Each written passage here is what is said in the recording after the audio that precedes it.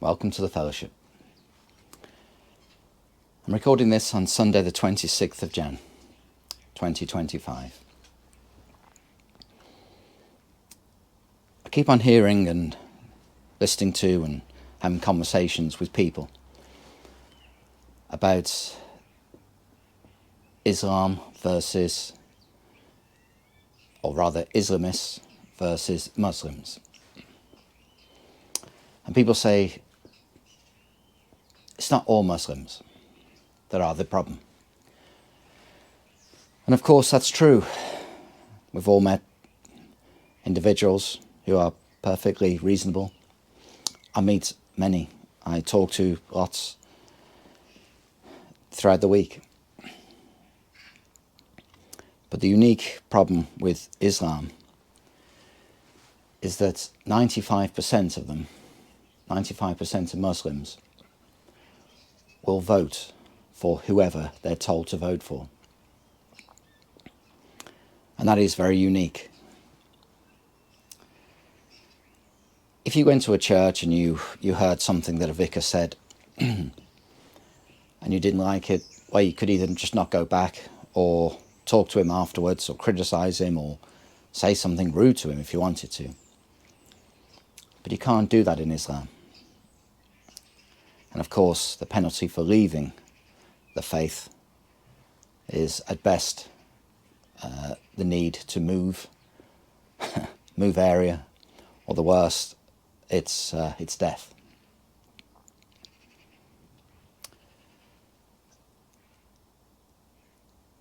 In the year 2000, 25 years ago now, I was a member of local government, a city councillor.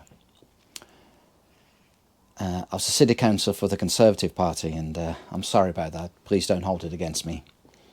I was young and naive.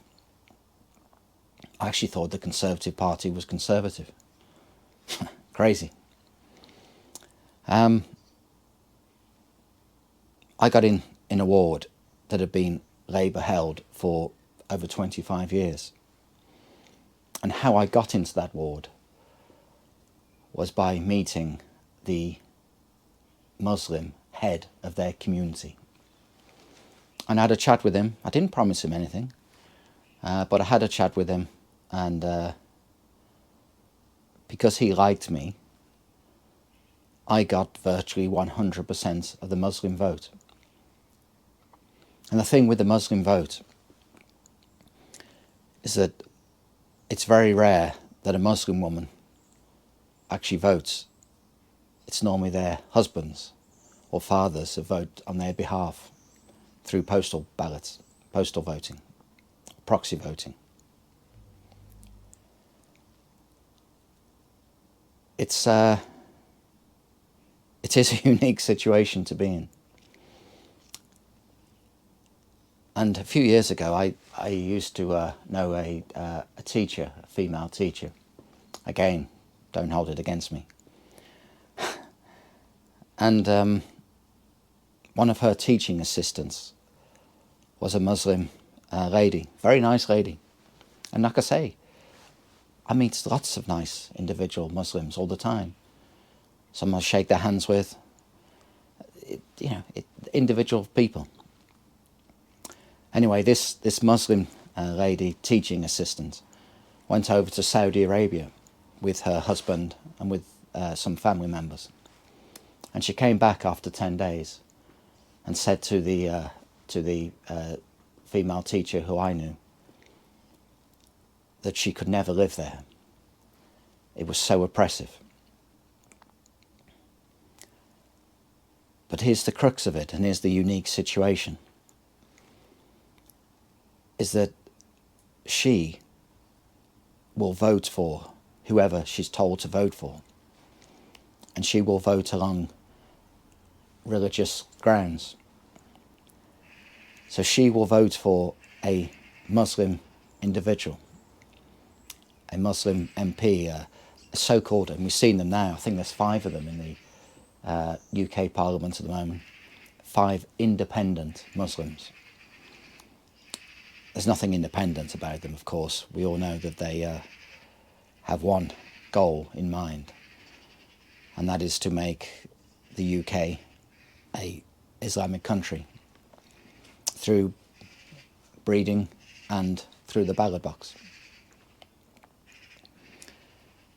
But that female teaching assistant will vote against the thing that is best for her, because she must know that if this country becomes an Islamic country, she will lose all of her rights. Many years ago, well, I say many years ago, again a few years ago, I was talking to this Muslim lady, or ex-Muslim. She's now a Christian. She lives in the UK. And she told me that she came from Persia, which is it's a lovely name, isn't it? Obviously now Iran. She was a year older than I was, so in 1979, for the Islamic Revolution,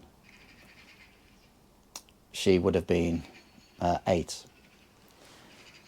And about 5 years later, her father essentially sold her to a man from her father's age.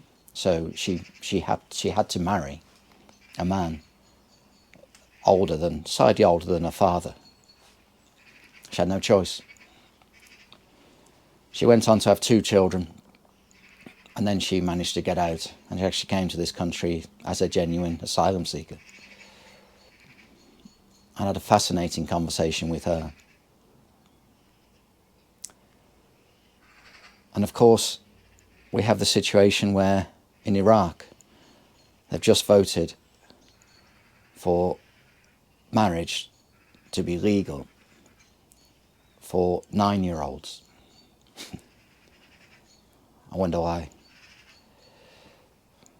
So a man my age, 52, can now in Iraq, marry a 9-year-old girl.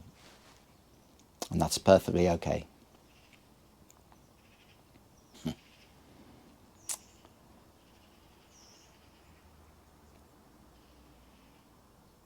It's like being on a coach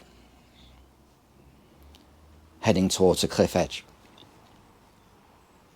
And everyone else, you look around and everyone else is just asleep or busy looking out the window and stuff. And you keep on saying to people, look, we're heading off a cliff edge here, can't you see? And they go, shh, no, what? No, can't see anything. Or, shh, don't be racist.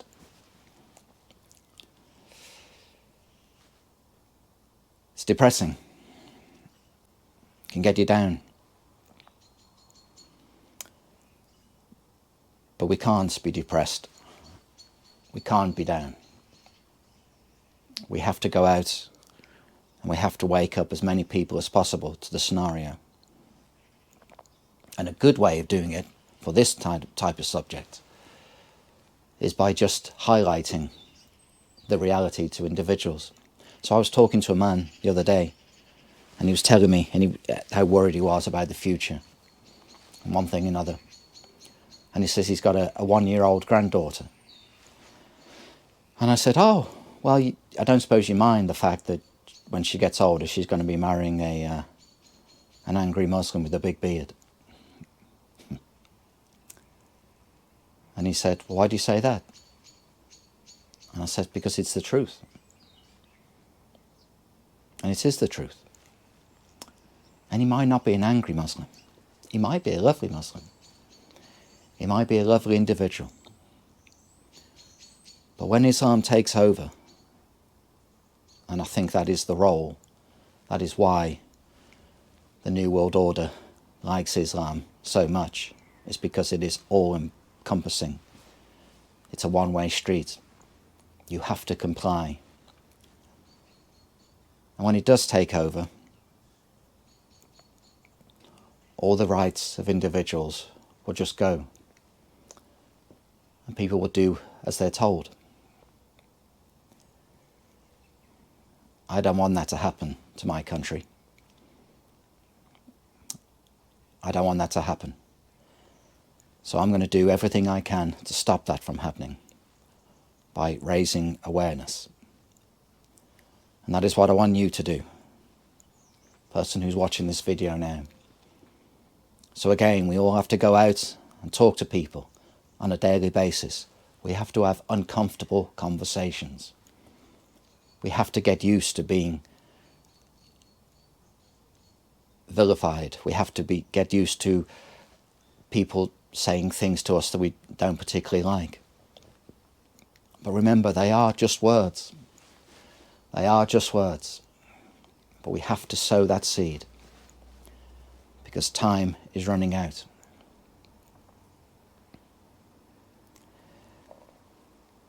So that's all I've got to say on this particular subject. I guess what I'm saying is Islamists and Muslims are just different sides of the same coin. But it is nothing personal.